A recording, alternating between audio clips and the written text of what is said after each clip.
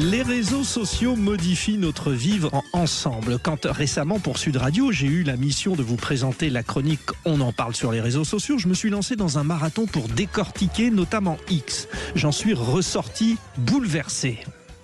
Cette espèce de trou-duc qui a fait 10 ans de légion, c'est mon mille les élus.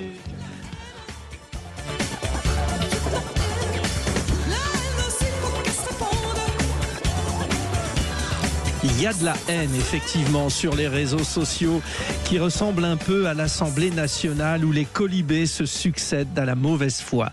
Certains réécrivent la vérité, inondant les écrans d'images coupées de leur contexte. C'est le match des extrêmes sur fond de scènes alimentant le racisme, l'antisémitisme, la révolte, le sexisme. Des séquences de bagarres ponctuent le fil de tweets tous les 3 messages.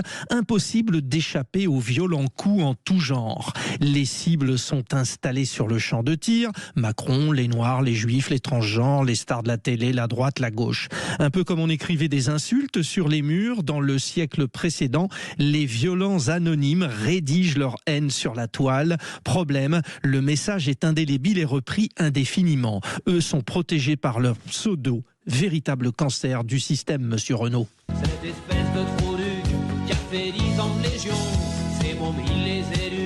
À grands coups de ceinturon, le jour où les cons iront pointer, on le verra au bureau d'embauche. Sur les réseaux sociaux que le lycéen dévore dans les transports en commun, sur le chemin de l'école, j'aperçois au-dessus de leurs épaules ces filles aux lèvres gonflées, aux cils démesurés, à la silhouette sculptée. Les influenceuses leur apprennent le monde. Des garçons prêcheurs et convaincants revisitent le sacré, la politique, les matchs de MMA. On entrevoit des boucs émissaires malmenés, risés d'une bande de racailles. Jamais je tombe sur un téléphone où passe un média d'information, pourtant disponible sur les applications. Toujours ces messages qui n'apprennent que le paraître, accroché à ces vidéos, chacun vit dans son monde, à travers l'écran, dans une totale virtualité. À présent, tu resteras ici, je t'enferme à la maison. On verra qui a raison, je déconnecte la wifi, faut revenir à la raison.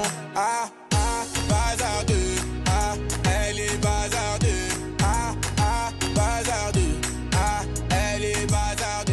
Notre jeunesse est bazardée sur les réseaux sociaux. Les députés devront trancher prochainement à l'Assemblée nationale pour leur interdiction ou non aux moins de 15 ans. Beaucoup soutiennent que la mesure sera contournée par les jeunes qui maîtrisent le système comme personne.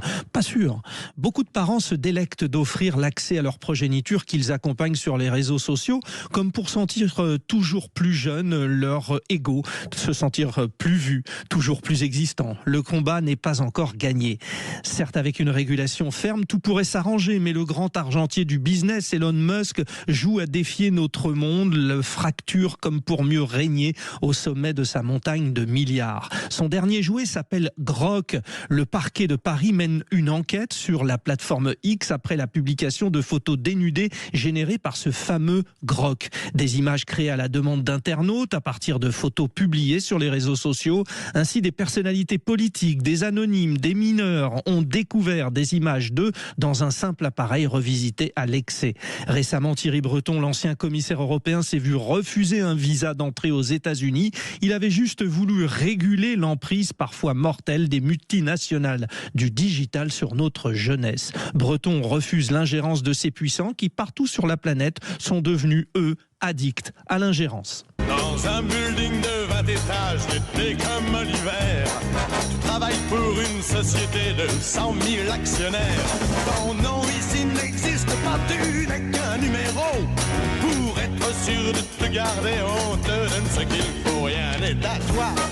Tu ne vaux pas un seul centime, tout appartient à la société anonyme. Eddie Mitchell et sa société anonyme, ça remonte à quelques années, mais c'est toujours d'actualité. Prenons un petit peu de temps. Allez, voyageons. 7h39.